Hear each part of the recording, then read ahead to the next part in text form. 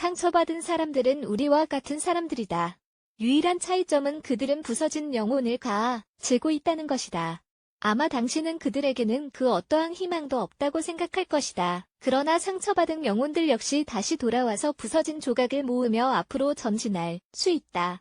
앞으로의 인생이 과거와 똑같지는 않을 것이라는 것은 사실이다. 결국과 거의 경험은 당신에게 남겨진다. 당신에게 부정적 또는 긍정적으로 영향을 미친 경험들은 당신의 미래에 영향을 미치게 된다.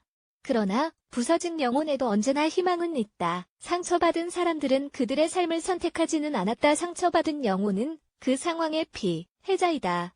눈앞에 펼쳐진 상황은 통제할 수 없는 일들이었다. 우리는 자신의 가장 깊은 부분에서 상처받고 학대받으며 다친 사람들에 대해 이야기하고 있다. 내부로부터 전해지는 고통은 훨씬 더 고통스럽다. 그러한 고통으로 인해 당신의 마음은 수천 조각으로 부서진다. 당신을 제외하고는 그 누구도 그 조각을 다시 붙일 수 없다. 성폭행을 당한 뒤 어떻게 살아남을 수 있을까? 폭력적인 관계 이후 다시 사랑을 어떻게 믿을 수 있을까?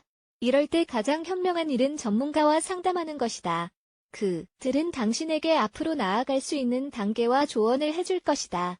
그럼에도 불구하고 삶은 그러한 일이 벌어지기 전과 같을 수는 없을 것이다. 당신은 그 어떠한 일도 하지 않았다. 이러한 일이 일어난 것이 당신 잘못은 아니다. 그러나 당신이 원한다면 더 강해질 수 있고 회복할 수 있다. 당신과 당신의 환경을 지지하는 사람들에게 기대는 것이 필수다. 당신이 고난을 겪을 때 기댈 수 있는 강한 사람이 필요해진 것이다. 천천히 한 발 한 발씩 앞으로 내디디면 된다.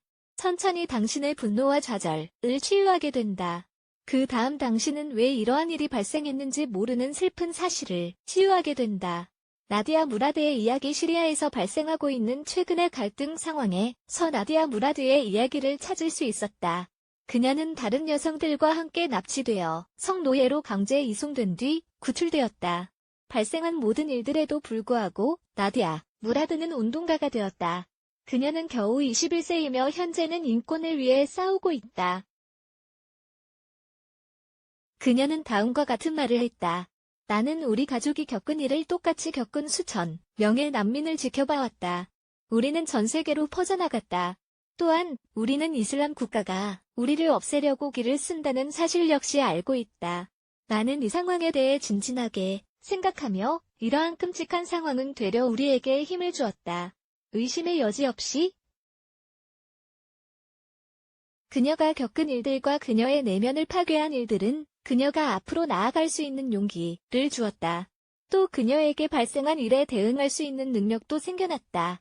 다른 사람들 역시 그녀와 다른 여성들이 스스로를 발견한 것과 같은 상황에 처할 수 있다. 그녀는 자신이 얼마나 많은 고통을 받았고 자신의 영혼이 얼마나 상처받았는지 어느 누구보다 잘 안다. 그러나 이것이 그녀를 행복하게 하는 것일까? 다른 말로 하면 모든 일이 끝나고 더 이상 맞서 싸울 만한 일들이 남아있지 않을 때는 어떻게 되는 것일까? 상처받은 사람들의 행복은 상처받은 영혼들에게는 매우 다르게 다가간다. 나디아 무라드를 통해 알 수 있다. 그녀는 자신이 하는 일에 매우 전념했는데 그녀는 행복한 것일까? 아래의 비디오에서 나디아의 목소리를 통해 행복에 대해 눈을 뜨게 이야기를 들을 수 있다. 1분 18초쯤 기자가 그녀에게 그녀의 새로운 삶이 마음에 드는지 물어보는 것을 확인할 수 있다. 나디아는 단호히 아니오라고 대답했다. 누구나 나쁜 현실에 대해 깨닫는 것은 쉽지 않다. 게다가 당신이 겪었던 일과 똑같은 일을 겪고 있는 사람들이 얼마나 많은지를 역시 깨닫기 어렵다. 상처받은 영혼은 약한 사람이 아니다. 그들은 맞서 싸울 수 있는 강한 사람들이다. 그러나 행복과 인생의 아름다움은 그들이 천천히 스스로를 재건하는 동안은 과거에 머무를 것이다. 상처받은 사람들은 미래를 건설하기 위해 돌아갈 희망을 가지고 있다. 그들은 자신들의 삶을 되찾고 싶어 한다. 어려울지 몰라도 언제나 희망은 존재한다.